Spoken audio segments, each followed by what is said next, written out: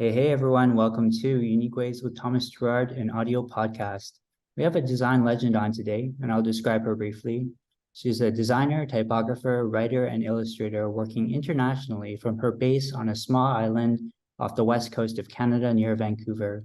She's a member of the AGI and regularly speaks about her work and thoughts at conferences and events worldwide. Please join me in welcoming and honoring Marian Bantjes. Welcome. Hi, how are you? I'm great. Good. We have a set of unique questions for you today. Are you ready for the questions? I am ready. Are they unique? Yeah, we have a select number. Okay. Okay, so question one, tell me a little bit more about yourself. What do you do? This is always a hard question for me to answer because every time I answer it, I feel like I got it wrong or I took too long in answering it, which is what I'm doing now. What do I do? I'm a sort of a cross between a designer, although I haven't worked as a designer in a little while, and an artist, although I have let's see, aspirations to be a fine artist. I'm not represented by a gallery, so I don't know if that counts. And a typographer, if you will, which takes a number of different forms, from typesetting to lettering being not typography, but lettering. and um, and I'm also a writer, and I guess that kind of covers it. Yeah. Great. Just a note for our audience, I consider this to be one of our big episodes. If you're interested in the big episodes, check out John Maida, Debbie Millman, and Eric Speakerman. So we'll move to question three. So why this, of all things, why do you do what you do? Um, I because I kind of because I have to. Like if I wasn't doing the things I'm doing, I'd probably just be lying around thinking about doing the things I'm doing. So my mind is almost constantly occupied with visual ideas, with visual imperatives sometimes. And I'm not even close to being able to execute all of them because the ideas just keep coming, and I usually just have to write them down, and then hopefully go back to them at some later date, which I almost never do because I just keep getting more new ideas. But I'm always looking at things visually and thinking about ways of representing things, and so yeah, I just kind of have to do this. Um I can't really imagine life without it. Sometimes I think about retiring and just reading books and magazines, but I actually don't think that that's possible. I just kind of I have to make stuff. I have to represent things. I have to get down what's in my head all the time. Great. Okay. So we're going to move to question six. So if you had to start from the beginning, what advice would you give your former younger self? Um, Looking back into the past and thinking essentially about what one would do differently is always difficult because the path that got me to here, as flawed as it was, uh, gave me something very unique in terms of this combination of typography and art. And I don't know that another path would have given me that. However, my tendency is to think, if I could go back and do it over again, my tendency is to think that I should have continued in art school. I'm an art school dropout. So I think maybe I should have done the 4 years. If money had been no object, I would have told myself to get my ass to New York ASAP. But money was always an object for me. I come from I mean, our family was quite poor growing up. And at the very least, I think I would have told myself to spend less time in the various stages that I was in. So I was a typesetter for 10 years. I think I could have done with 6. I was a straight up graphic designer for 10 years. I think I could have done with 6. So that would be an extra 8 years. And put me into the design scene maybe a bit earlier, maybe get out a bit earlier. I don't really know. It's impossible to know, because you just, like if you do that, I might have missed being in the right place at the right time, doing the right thing, which is what happened to me in about 2004. So yeah, it's difficult. Of course we all think about what would I have done differently, but I think you also have to recognize the accidents that come along the way, or even the missteps that come along the way that put you in a situation that that otherwise you wouldn't have been in. So yeah. I love that. Okay, number 8, lifelong learning is a popular topic. How do you stay up to date? Up to date. I don't stay up to date. I stay informed on various subjects of which I have an interest. I tend to mine more from the past than the present, I think, maybe. But I also I don't know. I find things that interest me. I don't have a particular interest in staying up to date, but I did fall into working with AI, which is very up to date. And that was sort of just partly by accident. And that has been very interesting for me. So I'm very interested in AI.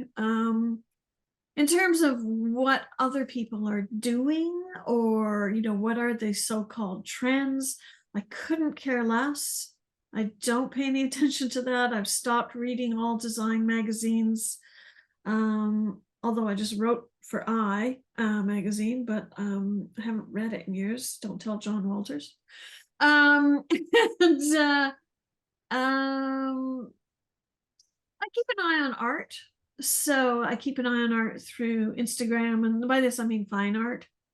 And that's both old and new. So I do that. I keep an eye on it through Instagram and through a site called Artsy, where I sort of collect works that I like. And I read things that interest me, but it's all in just sort of pursuit of random interests, and not any kind of program to stay abreast of current whatevers.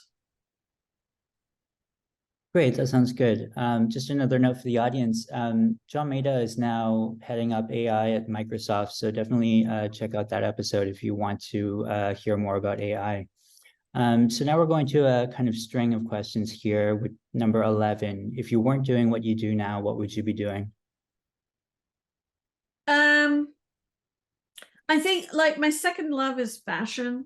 I've always had a penchant to go into fashion. From when I was a little kid, I would I used to make my own clothes, or drape fabrics around myself. I made all the clothes for my Barbie dolls. And And despite being a tomboy, I did have Barbie dolls. Yeah, and I still I have a great interest in fashion. I don't study it. I kind of wish I had. But I think that's probably what I would be doing if not this. I Yeah, either that or or a fine artist, if I could have made it, which I don't know if I could have. But yeah, that's and so I'm doing yeah, I'm doing adjacent things, and I've been successful doing adjacent things, and that is good enough for most people, I think. Great. Okay. And that segues into 12. What would you not like to do with your career? Well, I have a funny story about this. So I was whinging to my best friend. She's a neuroscientist, and she's the dean of the vet college in Saskatoon. And I was whinging to her about money recently, and she said, "Well, couldn't you get a job?" And I said, "A job? Like a job where I'd have to show up at a certain time at a certain place every day of the week and leave at a certain time?" And she said, "Well, that's what I do." And I said, I suppose it is, but I'd rather get a job." And that is exactly what I would not want to do. I mean, I just don't think I could do it, certainly at this stage. But yeah, no, the thought of going to the same place every day, it doesn't even, it doesn't even make much difference what you were doing, unless I was being paid a gazillion dollars. To have a job would be that's the most horrible thing to me. That would be horrible. All apologies to people who have jobs, but it's just I've had jobs in the past. I've spent many years in a job, but I can no longer even imagine doing that. I love it. 13, what's your favorite word, quote, or sentence? My favorite word is disingenuous. And I don't know I don't know why I've latched onto it, but I like it because it doesn't just mean lying. It means pretending not to know something that you actually do know. And I love the sort of the subtlety of that definition, and I also love that there are particular moments when you can identify it. So that's my favorite word. And the least favorite? My least favorite is gifted, or gift as a verb, as in he gifted me this blanket, or I gifted him a painting. It drives me fucking nuts. The word is give. We have a perfectly serviceable, good word for that. You give things to people. People gave things to you. They were not gifted. It makes me nuts. So that is my least favorite word by far at the moment. What keeps you up at night? Ideas. Yeah, I sometimes I go to bed and it seems like I can be really tired and go to bed, and it's like the moment my head hits the pillow, these ideas start coming into my mind, and they can be ideas about writing or about art, drawing, letter forms, teaching, books, anything, well, not anything, but those kinds of creative ideas, and I try not to think about them, and they just kind of like take over my brain, and one idea leads to the next, which leads to the next. The next thing I'm wide awake, and I either have to, well, usually what I have to do is get up and just write down the ideas and, try and get them out of my head. Um, or take a sleeping pill because it's too much. Nice. And I think I know the answer to 20, but the question is, how can our listeners keep tabs on you? What should we look at now? Well, listeners can keep tabs on me on Instagram, which is @Bantjes. And that's probably the best way. I just started. I have my old design portfolio website, which is hideously out of date, which is bantjes.com. But I've just launched a new website, marianbantjes.com, which is where I'm slowly posting my art, and it's for sale. And I will keep posting stuff there over the next few months, hopefully, maybe even forever if I manage to keep it up to date. But I link all that to Instagram. So Instagram is where to see most of what I'm doing. I don't post a lot of personal stuff to Instagram, or maybe almost none, except pictures of my dog. So with that kind of stuff, you're pretty much out of luck. Oh, and well, I do write sometimes sporadically. I've got a Substack, and that's bantjes.substack.com, and that is also linked from my Marian Bantjes website under Empire. Awesome. Well, thank you so much for being on. Your name in Vancouver is so well known, and then internationally as well, so well known. So to have that combination of things is quite rare, and it's hard to find people like you to come on the show. Thank you so much. Oh, you're welcome. It was a pleasure.